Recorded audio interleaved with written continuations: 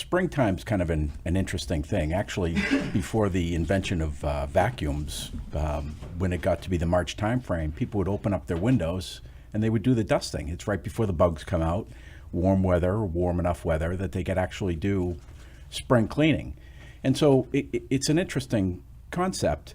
And I look at the way I run my business, the way I run my house. There's a lot of checklists. There's a lot of things that need to be done at certain times. And that really needs to carry over into to businesses.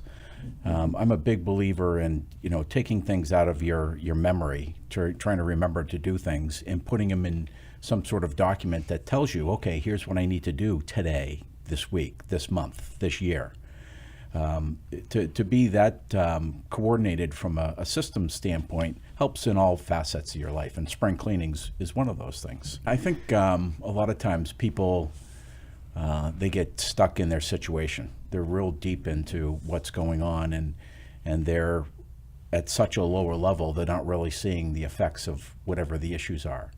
And this is why I look at the business not only daily, but monthly and annually and long term. You gotta take a step back. Sometimes you can't see what messes you have because you're in it every day.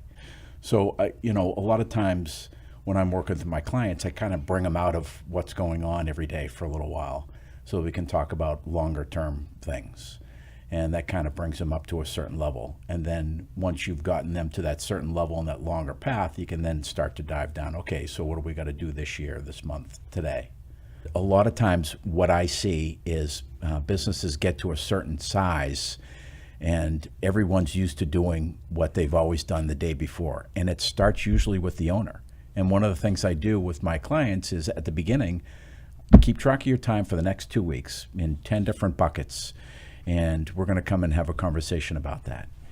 And then I look at where they spent their time. And a lot of it is on things they shouldn't be doing. Right? They should be thinking about growing their business. They should be thinking about partnerships, opportunities like that. They're spending their time on things they've done before, but now those things have grown big enough that they can't really handle it anymore. It could be back office stuff. It could be whatever. And so we go through that and say, okay, well, let's calculate a return on investment of your time, and then let's start assigning things. Okay, well, you just did transactional work, and your hourly rate on a return on investment is $750. So you could have paid somebody $25 an hour to do this. You're paying yourself to do this. You're too expensive to be doing this work. So it's a good way for people to think about, how do I spend my time? And that starts with the owner, and you got to go down from there. But everyone should be keeping track of their time.